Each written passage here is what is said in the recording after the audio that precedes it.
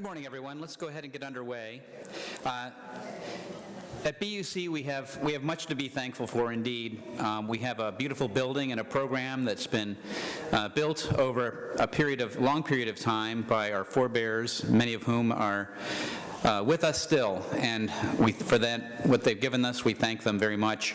And yet, every program that we have at every time sort of feels that there can be more that can be done to give the church, have the church give to its congregants and to the community. And so today we're continuing with the third of 4 town hall meetings designed to get program ideas and needs put down in black and white, or at least shades of gray, so that a capital campaign that's being contemplated can represent the needs of everyone. So today we'll be hearing from the worship and music programs, and we'll start off with Ed Sharples, not Eric. Me, Eric, him, Ed. I'm Ed. Yes. Hi, Eric. Well, good afternoon. It's a great day for the church, a great day for me, because I'm actually leaving. I have to leave here at 1 o'clock to catch a plane, so it's not going to be too long. We, in the music department, have a great deal to be thankful for. We have extraordinary musicians in Abba, Steve, and Rudolph. We have an extraordinary program each Saturday of month with the Mama's Coffee House. We have a great series beginning now. It's third year, I believe, the Sound Bites series. There's so much going on with good music. And we have the house band in operation. So things are really moving ahead, and we want to continue moving in that direction. One of the issues we have that can be addressed by a capital campaign is the music room itself. Could we have that slide? The problem is a wonderful problem. The problem is essentially that we have run out of room in the music room. Now, there are times, for example, when we need to have sectional rehearsals.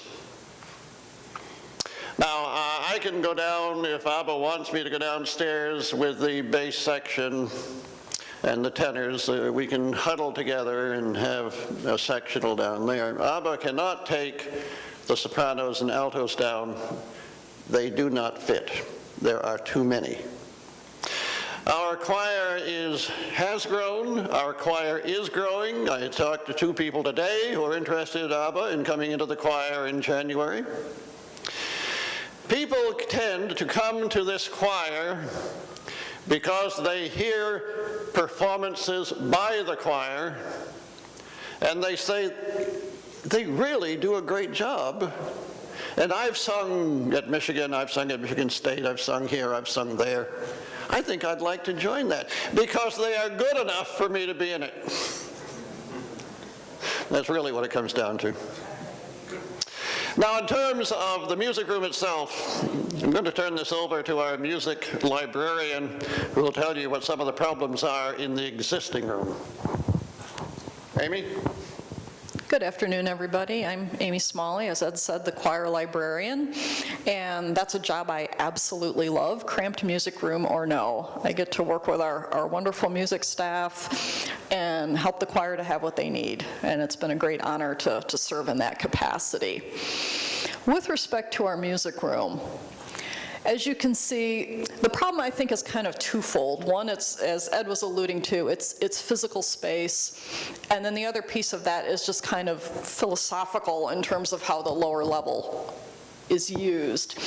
You can see in this picture there's an extra piece of cabinetry there. There are some chairs that were marked for rummage, where it's kind of put it in the music room, put it in the music room. So it's kind of functioning as in an overflow capacity that keeps it from being a dedicated space.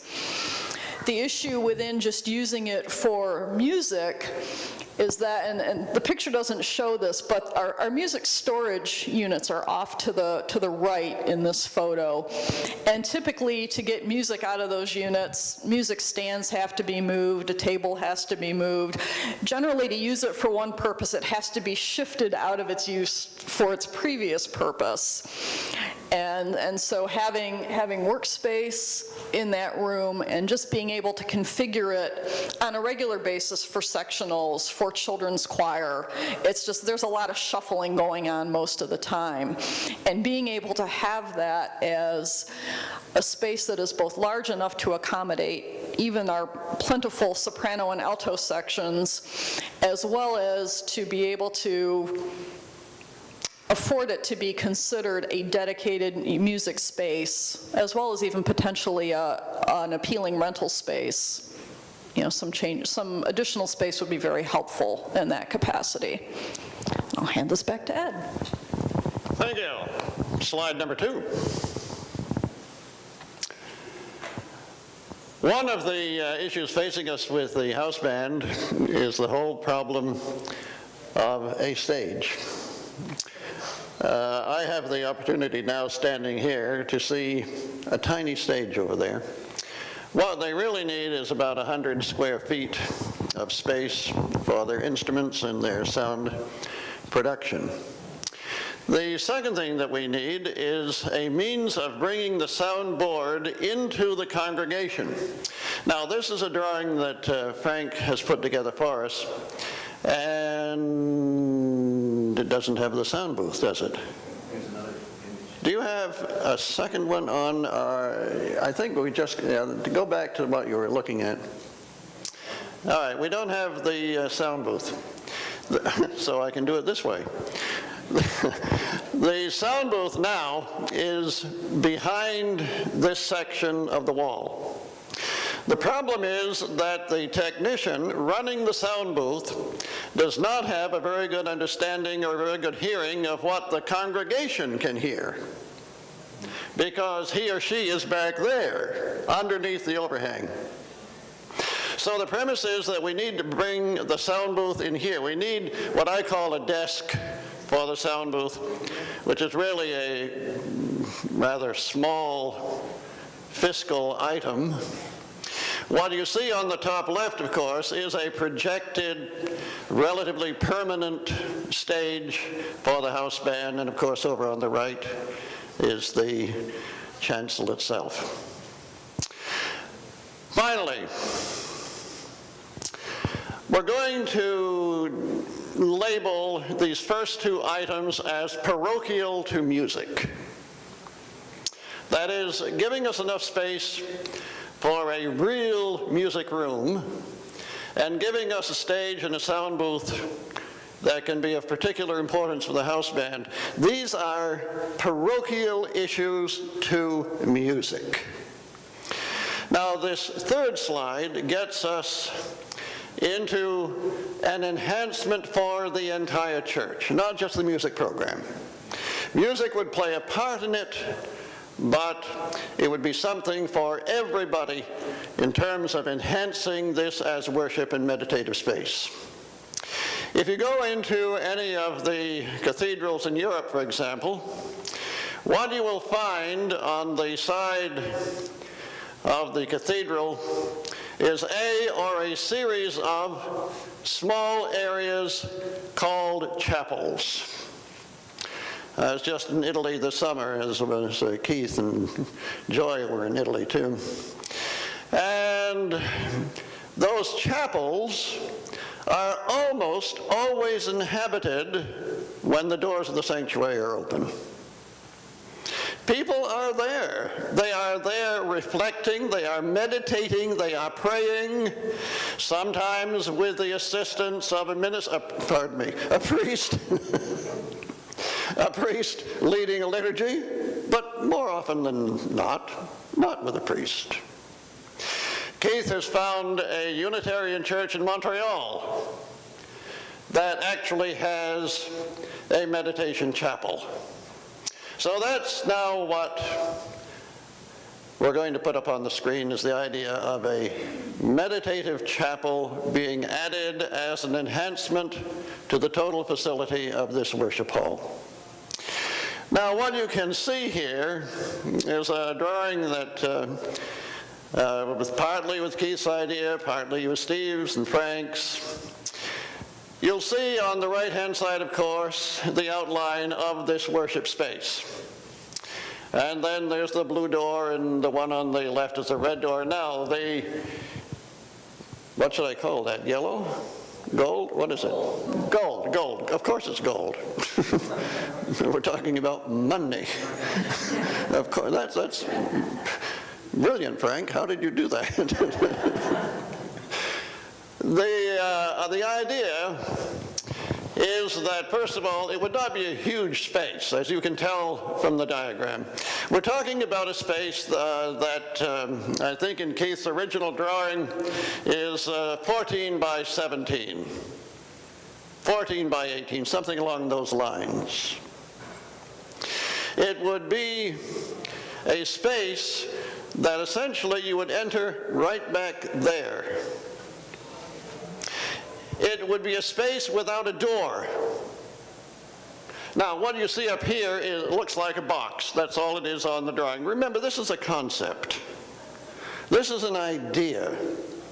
We have wonderful architects in this church, and they talk about this, and they can refine it and so on. But the whole thing now is to be considered as a worship enhancement. Now, let me tell you something very personal. Most of you know that my wife died in 2008. It was the summer, and for several months thereafter, I came out to church, not to come in here, but to go out there. When my sons were in town, as they rarely are,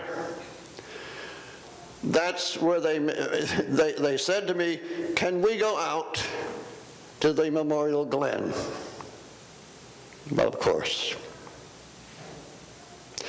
Now, in weather like this, or in rain or in snow,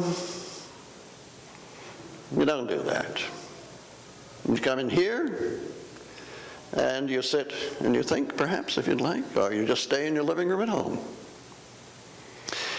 What we need is a place that is year-round for reflection, for meditation, for those who pray. Let it be for prayer. Let it be a place where grief can be addressed. Let it be a place where our formal small groups might even meet. Pull the chairs around in a circle in that area. Use it for small group meeting. In its own way, that is worshipful. Now, this is, I think, not really a pie-in-the-sky idea. After all, we're not talking about a huge facility, a huge building project. But again, think of it out there with that wall being opened, no doors. You can walk in here, walk in there as you see fit and as the need arises. It could be a room large enough for small family weddings. It could be a room large enough for small family memorials. It could have a number of uses, even if it turns out to be 14 by 17, 14 by 18. Basically, we're talking about the space in a medium-sized living room, but with its own dedicated reason.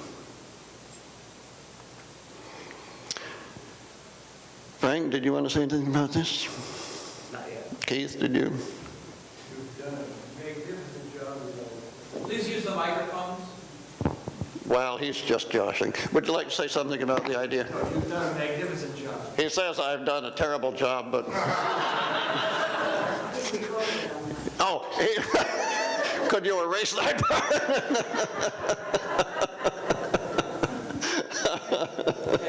Yes. I have a problem with the multi-purpose aspect of this.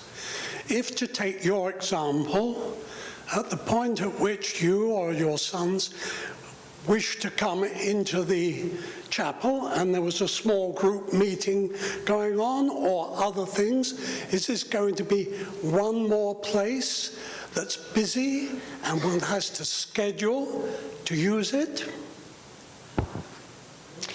It would be scheduled, if small groups want to use it, it would be scheduled the way that any other part of the church is scheduled, yes, scheduled in the office with a notice up available for everyone coming into the church. Yes, that's true. Yes. What I heard Marsh saying is that if it's going to be a chapel available for praying, meditating, having those contemplative times, it should be devoted to that. And I thoroughly agree. But I disagree with the idea of entry from the sanctuary, because there's so many times when things are going on in the sanctuary. So I'm hoping that if this becomes part of our capital campaign, that we have a lot of people involved in looking at it, because an entrance from the pavilion would be much more useful if I wanted to come be contemplative. I wouldn't want to walk into the sanctuary where there's a rehearsal or something going on. Anything else? Yes. I do think it's a nice idea to have it be a dedicated space just for meditation, but on the other side of that, in the same way, if someone was in there meditating and you stopped in to use it to meditate, you probably wouldn't go in and interrupt them. So there is some, usage. If you came and a group was using it, then you would think, oh, I'll stop by some other time. So it's a thought too. One thing about how this came up with the music in our discussions is that we would like to see music available via headphones. So there might be 5 or 6 channels, for example. And if you wanted the use of music while you were in that room, then you dial a particular channel, whether it's classical music or whatever kind of music you might like, say out of 5 or 6 options. Another way of doing this would be, there are so many contemporary poets who have written material that is excellent for reflection and meditation, that there could also be a series of stops available for the use of poets reading their own work, or for actors reading the work of poets. So that could all be done by headphones. Several people could be in there at the same time, no one bothering each other because of the headphones. Yes. Well, just speaking as a person who did a town hall the last time for RE, I know that we're faced with this challenge because when we present these things, I think those kind of debates are the things that the congregation needs to decide what those usages are. And our job is to present, here are all the range of different uses that this could have. And certainly the things that you guys bring up are definitely things we can consider. But there's a flip side to this, which there are a lot of people who speak to the fact of, why do we need this if it's not engaged at all times? Like, it's a financial commitment, so is it being constantly used? And so some people need to hear all the variety of ways that it can be used in order for them to have buy-in, to understand the usage that could come to it. So I just wanted to support the worship and music committees in their presentation to understand that these are, again, what Ed said, all just ideas. We're not pinning down one particular usage or one particular way to do it, but to spark your imagination, to think outside the box of what could be. Thank you. Yes. One thing I hadn't heard in today's presentation, but I have heard in other forums or fora, it's discussion of making the social hall a more functional performance space. That's been something that's been brewed about by Mama's Coffee House, and it certainly is something we should consider. And it may not require such a huge capital outlay, but it does require some planning to make sure that we don't disturb any of the aesthetics that people find important there. So I don't know if any thought's been given to that. Well, I really can't speak to that from the music committee, but I do understand that the conversations are ongoing about it, and it's a perfectly valid idea. Now, My time is about up. I have a plane to catch. I'm going to Philadelphia to be with my elder son and his family for Thanksgiving. So thank you so much for coming out. It's been delightful. And as you've said, this is an idea time of presentation, not a fixed time. So your ideas are all important to us. And good Lord, we have 3 architects with us today. Is there a 4th? Only 3 architects in the room. Can you imagine what happens when they start working together? I like this. No, you don't. Frank, thanks so much. So I've been nominated to give a little talk about what worship needs, and everything that Ed talked about in terms of the music program is really involved in worship. So it's totally integral, and all those things that are involved with music are also involved in worship. And just really to give you a sense of why some of these things are important to worship or to music is that our goal in worship is to create a diverse and meaningful environment and program of worship for everybody here at BUC, not one particular constituency, but to create a very diverse idea about what worship is. And so for instance, some people object to, well, we don't need a house band because, well, I don't like that kind of music, right? But there are many people that actually do like that kind of music, and so the goal is to create a diversity of music and a diversity of worship programming that will appeal to not just one small segment of our congregation, but to everybody, and to make it meaningful for everybody. So that's kind of the foundation for all of our ideas that we want to present to you. And so, for instance, the idea of the chapel, which is really a worship element, it's not really a music element at all, but Ed decided that it was important for music to bring it up. And it's really about what the church is about. We have a space like this, or a space like the social hall, which is about large groups that can be a whole community gathering, but we really don't have a space in the church where small groups who may not want to gather in large quantities, who may want to gather in an intimate way, we don't have a space like that. We don't have a dark space, a dark contemplative space. It's something that almost every church I've ever been in has, and we don't have that. So that's one sort of logic behind that.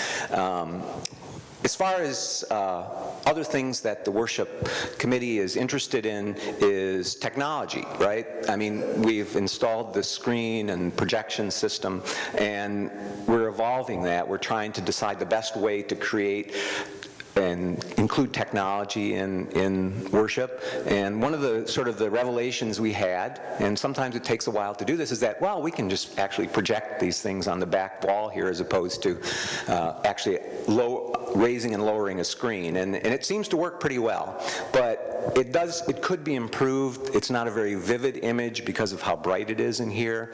And so we'd like some additional audio-visual equipment that will create a better image projection up there. And one of the ideas is there's this thing called a super short throw projector. You can actually mount the projector on the wall that you're projecting on. Believe it or not, the projection almost shoots straight up onto the wall from the projector. We don't quite have to do that, but we can mount a projector in back of this chancel wall right here and project up on that wall with a large image, and it'll be a much brighter and much more vivid image. So that's one of the technological things that we'd like to explore and to do. And that might not even be part of a campaign. It's going to be a few $1,000s, so we might be able to do that without going through a large campaign. One of the other elements is that there's not enough, well, it's not bright enough because the projection is so far away too, so that's one of the reasons. But another desire is, and something that's been happening here in the church for many years, is the sort of discontent with some of the furniture that's on the chancel. And we'd like to seriously explore a better quality furniture. For instance, we have the same chairs here that are out there, and And so it does look a little ad hoc, especially now that we have these little stools out here, right?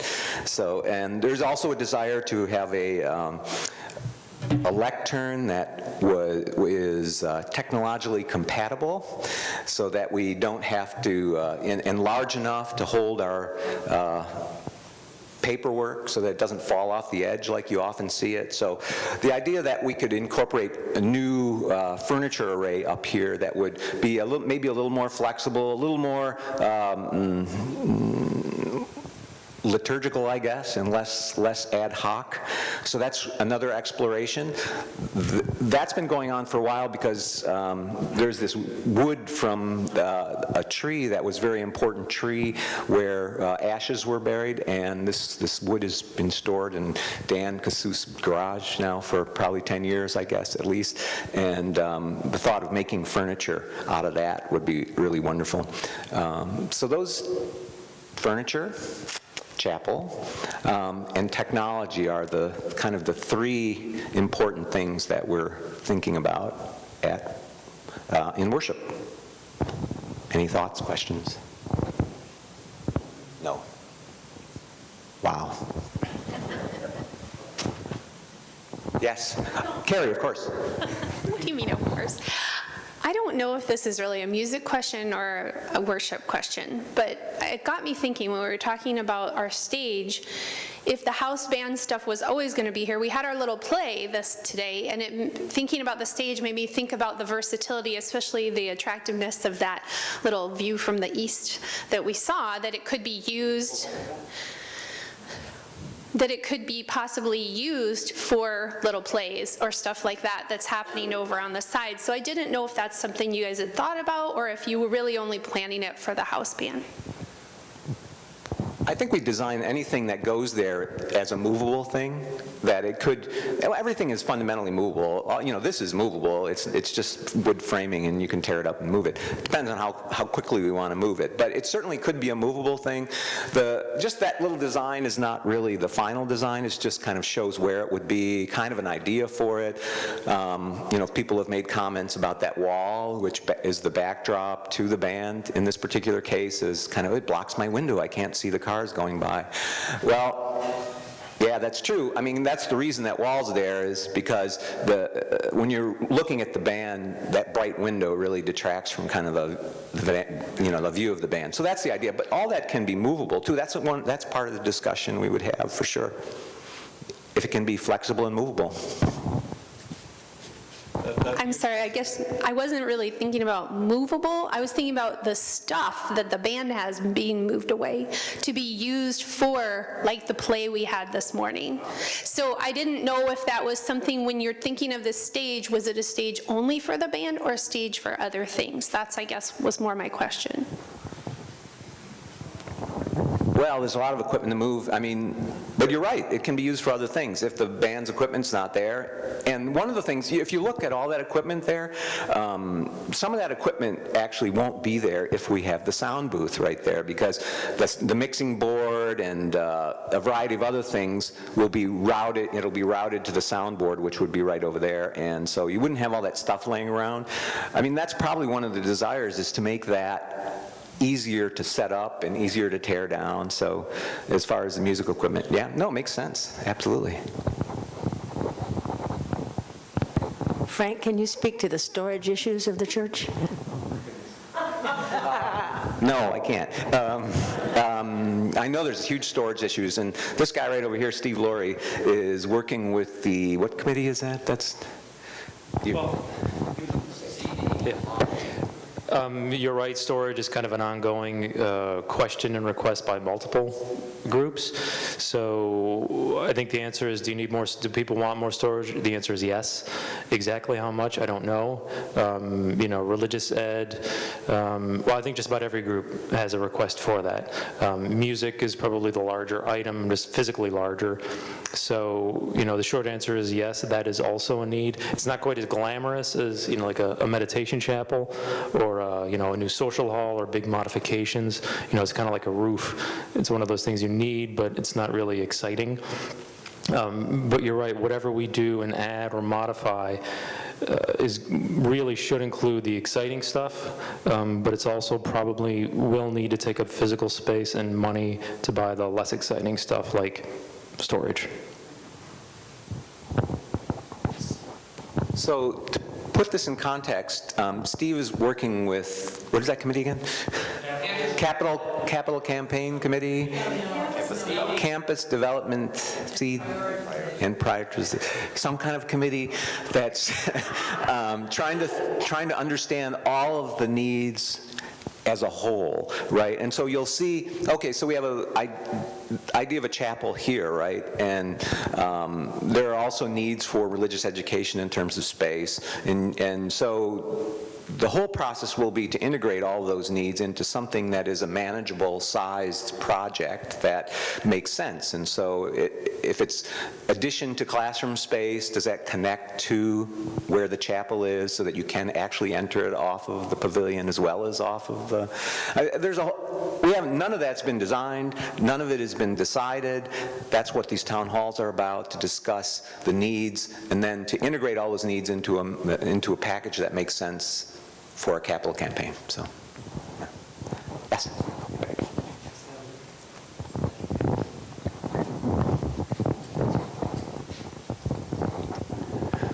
While you're talking about space in here, one of the concerns that I've noticed as a new member of the choir is that we can have as many as 32 members of the choir in at a time. There are 40 seats up there.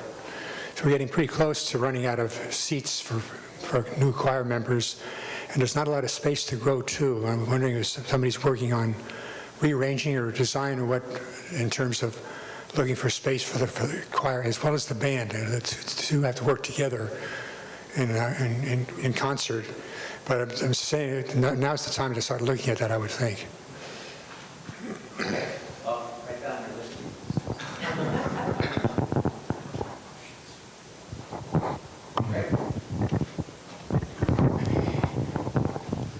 So, unless there's, Barbara?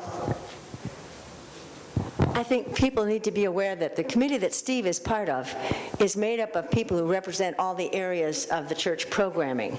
So we're really trying to get lots of feedback from everybody and collect all those things, and then they've got the difficult job of prioritizing.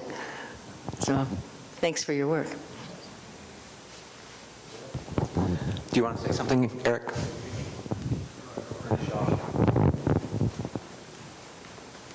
So this is an ongoing process, and this is, when we talked in May about having something to roll out in December, obviously that's not going to happen, and we wouldn't expect it to happen in a Unitarian church anyway. And it shouldn't happen until we've really heard from all parties and tried to consider what's best for the program that we try to offer.